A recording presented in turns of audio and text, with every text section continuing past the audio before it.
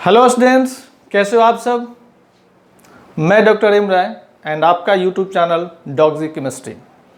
तो पिछले क्लास में मैंने हाइपर कंजुगेशन के बारे में बताया था और आज उसका रेस्ट पार्ट हम डिस्कशन करेंगे। तो मैंने बताया था कि हाइपर कंजुगेशन में सिग्मा पाई बॉन्ड का डिलोकलाइजेशन होता है। तो कितना ज़्यादा डिलोकलाइजेशन होगा ये मैंने बताया था कि वह कंप्लीटली डिपेंड करता है उस पे अल्फा हाइड्रोजन पर। जिस अल्फा हाइड्रोजन को हम लोग हाइपर कंजुगेबल हाइड्रोजन एटम के नाम से भी जानते हैं। As the number of alpha hydrogen और hyper conjugable hydrogen atom increases, delocalization increases. जितना अधिक डिलोकलाइजेशन होगा उस मॉलिक्यूल की स्टेबिलिटी उतना ही अधिक होगी। लेकिन मैंने बताया था कि हाइपर कंजुगेशन से ज़्यादा स्टेबल मॉलिक्यूल जिसमें रेजोनेंस अवेलेबल होता है उसकी होता है। क्यों? क्योंकि मैंने बताया था कि उसमें पाई पाई इलेक्ट्रॉन का डिलोकलाइजेशन होता है, पाई बॉन्ड वीक होता है और उसमें डिलोकलाइजेशन फास्ट होता है। यहाँ पर सिग्मा पाई बॉन्ड का डिलोकलाइजेशन होता है, सिग्मा बॉन्ड स्ट्रॉन्ग बॉन्ड होता है, क्लीवेज थोड़ा स्लो होता है in the comparison of pi bond. लेकिन जितना ज़्यादा क्लीवेज होगा, जितना अल्फा हाइड्रोजन उसमें अवेलेबल होगा, उतना ही अधिक स्ट्रक्चर का फॉर्मेशन करता है और जितना अधिक स्ट्रक्चर फॉर्म करेगा उतना ज़्यादा स्टेबल होगा।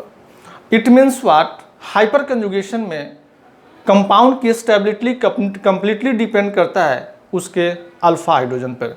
आई मीन जितना ज़्यादा हाइपर कंजुगेबल हाइड्रोजन एटम होगा, जितना ज़्यादा अल्फा हाइड्रोजन होगा, उस कंपाउंड की स्टेबिलिटी अधिक होगी। तो हम लोग ईजी वे से डिसाइड कर सकते हैं alpha hydrogen, I mean hyper conjugable hydrogen atom को देखकर। मैंने बताया था कि हाइपर कंजुगेशन जनरली 3 मॉलिक्यूल्स में अवेलेबल है, अल्कीन में, कार्बोकैटायन में एंड कार्बन फ्री रेडिकल में। अल्कीन में जो कि डबल बॉन्ड कार्बन कार्बन के बीच अवेलेबल होता है, तो उसमें अल्फा हाइड्रोजन हम चेक कर लेंगे और उसके अकॉर्डिंग कंपाउंड की स्टेबिलिटी हम लोग डिसाइड कर लेंगे। क्योंकि मैंने बताया था कि जितना ज़्यादा अल्फा हाइड्रोजन होगा उसकी स्टेबिलिटी उतना ही अधिक होगी। तो आप देखो यहाँ पर कि फर्स्ट जो आपका ऑप्शन दिया हुआ है इसमें अल्फा हाइड्रोजन डबल बॉन्ड के एडजेसेंट एटम जो ये कार्बन है, यही अल्फा कार्बन है, इस पर जो हाइड्रोजन है अल्फा हाइड्रोजन है। इट मीन्स अल्फा हाइड्रोजन की संख्या यहाँ पर 12 अल्फा हाइड्रोजन। इसके अकॉर्डिंग देखोगे तो यहाँ पर आपका 9 अल्फा हाइड्रोजन मिलेगा। और ये जस्ट ऑप्शन यहाँ पर आपका सेम हो गया है, तो थोड़ा सा हम चेंज कर देते हैं, राइट। इस ऑप्शन को हम यहाँ से साइड कर देते हैं, इसको थोड़ा सा चेंज कर देते हैं। यहाँ पर इसको हम कर देते हैं CH2, ये CH2 अब हो गया। तो आप यहाँ पर इस केस में देखोगे, इस केस में ये अल्फा हाइड्रोजन और ये अल्फा हाइड्रोजन, ये डबल बॉन्डेड, आई मीन यहाँ पर 6 अल्फा हाइड्रोजन अवेलेबल है, 6 अल्फा हाइड्रोजन। इसके केस में देखोगे तो ये यहाँ भी 6 अल्फा हाइड्रोजन है, क्योंकि ये हाइड्रोजन तो ये डबल बॉन्डेड कार्बन से अटैच्ड है, राइट। यहाँ भी आपके 6 अल्फा हाइड्रोजन है, यहाँ आपके 3 अल्फा हाइड्रोजन है, राइट, 3 अल्फा हाइड्रोजन। और लेकिन यहाँ पर कोई हाइड्रोजन नहीं है, यहाँ पर हाइड्रोजन नहीं है। तो ऐसे आप देखो तो सबसे ज़्यादा स्टेबिलिटी आपका फर्स्ट में है, उसके बाद सेकेंड में है, लेकिन ये third option, fourth option and fifth option, ये जो है इसमें अल्फा हाइड्रोजन की संख्या जो है वो क्या है, 6 है। इसमें अल्फा हाइड्रोजन की संख्या 6 है। अब आप देखोगे कि इसके स्टेबिलिटी को हम कैसे डिसाइड करेंगे, तो यहाँ पर अल्फा हाइड्रोजन से हम लोग डिसाइड नहीं कर सकते। आप जानते हो कि ये आपका सिस फॉर्म है, सिस फॉर्म। आइडेंटिकल ग्रुप अगर एक साइड में अवेलेबल हो, आइडेंटिकल ग्रुप एक साइड में अवेलेबल हो तो सिस फॉर्म होता है।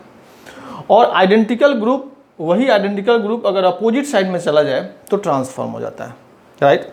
तो सिस और ट्रांस में ट्रांस की स्टेबिलिटी अधिक होती है, क्योंकि ट्रांस में आप देखोगे कि ये जो दोनों बल्की ग्रुप है ये अपोजिट साइड में डिस्टेंस अधिक है, रिपल्सन कम होगा, स्टेबिलिटी अधिक होगा। यहाँ पर दोनों बल्कि ग्रुप एक साइड है, इसमें रिपल्सन अधिक होगा, स्टेबिलिटी कम होगा। तो आपका फिफ्थ से ज़्यादा स्टेबल कौन होगा? फोर्थ। ये ट्रांसफॉर्म की स्टेबिलिटी अधिक होती है इन द कंपेरिजन ऑफ सिस। अब हम बात करते हैं 4 और थर्ड में, क्योंकि यहाँ भी 6 हाइड्रोजन है। तो एक कंसेप्ट आप यूज कर सकते हो, आप जानते हो कि जो CH3 होता है ग्रुप, वो ऑलवेज डोनर होता है। तो ये इलेक्ट्रॉन को डोनेट करेगा, ये भी इलेक्ट्रॉन को डोनेट करता है। यहाँ पर ये इलेक्ट्रॉन को डोनेट करेगा और ये भी डोनेट करेगा। अब डायरेक्शन से डिसाइड कर सकते हो कि यहाँ पर जो आपका इलेक्ट्रॉन का डोनेशन है अपोजिट डायरेक्शन में है, यहाँ पर इलेक्ट्रॉनिक रिपल्सन होता है। और अपोजिट डायरेक्शन से जो कंजुगेशन होता है, इसलिए इसको हम लोग क्रॉस कंजुगेशन के नाम से जानते हैं। क्रॉस कंजुगेशन के नाम से जानते हैं।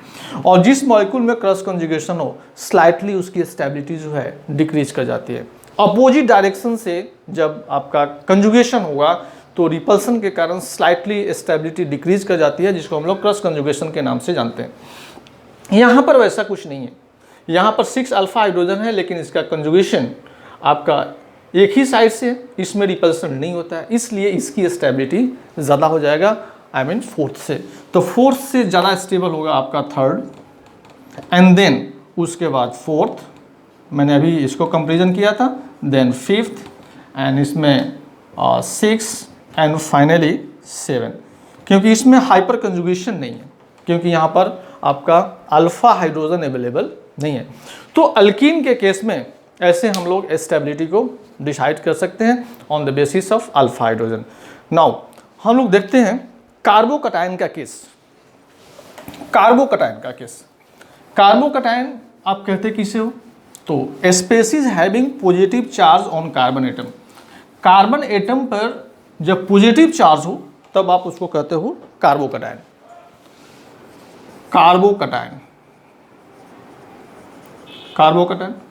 तो मैंने बताया कि species having positive charge on carbon atom, carbon atom पर पॉजिटिव चार्ज है तो वो कार्बोकटायन है।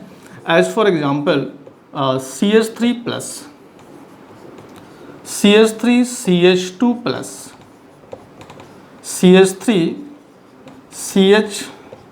CH3 CH2 plus, CH3 CH2 plus.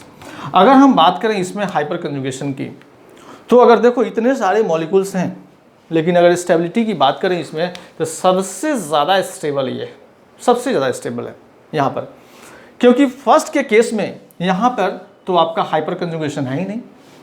Positive के एडजेसेंट एटम पर ये आपका कार्बन है अल्फा, जहाँ पर 3 आपके हाइड्रोजन है, जो कि हाइपर कंजुगेबल हाइड्रोजन एटम के नाम से जाने जाते हैं। तो 3 टाइम्स हाइपर कंजुगेशन शो करेगा।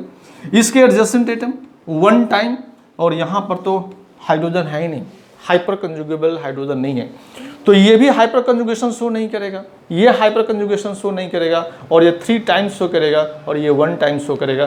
तो इसकी स्टेबिलिटी क्या होगी? सबसे ज़्यादा। तो इस तरह से आप आइडेंटिफाई कर सकते हो। एक सिंपल क्वेश्चन हम आपसे जानना चाहते हैं। जैसे आप देखो, मैंने लिखा यहाँ पर CH3 plus, second CH3 CH2 plus, third CH3 CH2 CH2 plus, fourth CH3 CH3 and fifth CH3 plus, यहाँ पर CH3 and again CH3, right. ये मैंने कार्बोकटायन के कुछ स्पीसीज यहाँ पर मैंने मेंशन कर दिए। अब इसके स्टेबिलिटी के बारे में हम लोग देखेंगे। तो ऑफ कोर्स हाइपर कंजुगेशन हम लोग अप्लाई करेंगे, तो यहाँ पर तो हाइपर कंजुगेशन है नहीं, यहाँ पर आपका 3 हाइपर कंजुगेबल हाइड्रोजन एटम है, यहाँ पर 2 हाइपर कंजुगेबल हाइड्रोजन एटम है, यहाँ पर 6 हाइपर कंजुगेबल हाइड्रोजन एटम है, और यहाँ पर आप देखोगे तो 9 हाइपर कंजुगेबल हाइड्रोजन एटम है। तो सबसे ज़्यादा हाइपर कंजुगेशन यहाँ पर है। इट मीन्स यहाँ पर हाइपर कंजुगेबल हाइड्रोजन एटम अधिक होने के कारण इसमें डीलोकलाइजेशन सबसे ज़्यादा होगा, इसकी स्टेबिलिटी सबसे अधिक होगी। तो इस केस में स्टेबिलिटी ऑर्डर में सबसे ज़्यादा स्टेबल होगा फिफ्थ, उसके बाद स्टेबल होगा आपका 4 एंड देन अब यहाँ पर 2 हाइपर कंजुगेबल हाइड्रोजन एटम है और यहाँ पर 3, इट मीन्स सेकेंड ज़्यादा होगा, then third and finally first. तो कार्बोकैटायन के केस में ऐसे हम लोग स्टेबिलिटी डिसाइड कर सकते हैं with the help of hyperconjugation. Now हम देखते हैं कार्बन फ्री रेडिकल का केस। वेरी सिंपल, कार्बोकैटायन आप आइडेंटिफाई कर लिए तो कार्बन फ्री रेडिकल और आसान है। Carbon free radical, carbon free radical आप कहते हो neutral species having unpaired electron on carbon atom. वैसा स्पेसीज जिस पर सिंगल इलेक्ट्रॉन हो, अनपेयर्ड इलेक्ट्रॉन हो कार्बन पर, उसको हम लोग कार्बन फ्री रेडिकल के नाम से जानते हैं।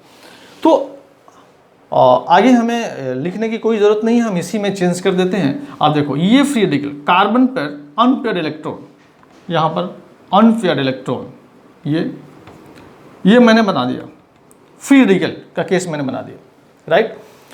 तो ऑफ कोर्स आपका प्रोसेस सेम होगा। यहाँ पर आप देखो, यहाँ पर हाइपर कंजुगेबल हाइड्रोजन एटम नहीं है, ये शो ही नहीं करेगा।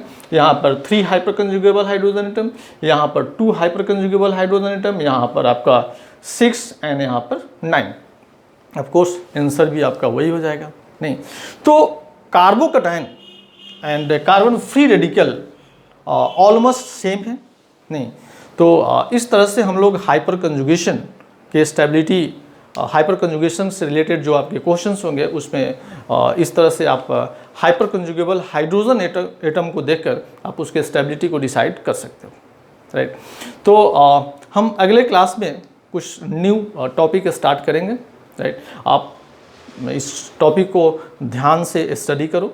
इसमें कोई अब अगर आपको प्रॉब्लम नज़र आए, आपको कुछ समझने में दिक्कत हो तो आप मेंशन कर सकते हो। इस कोरोना काल में सेफ रहिए, सतर्क रहिए, स्टडी करते रहिए। मैं मिलता हूँ फिर ब्रेक के बाद। Okay, bye bye.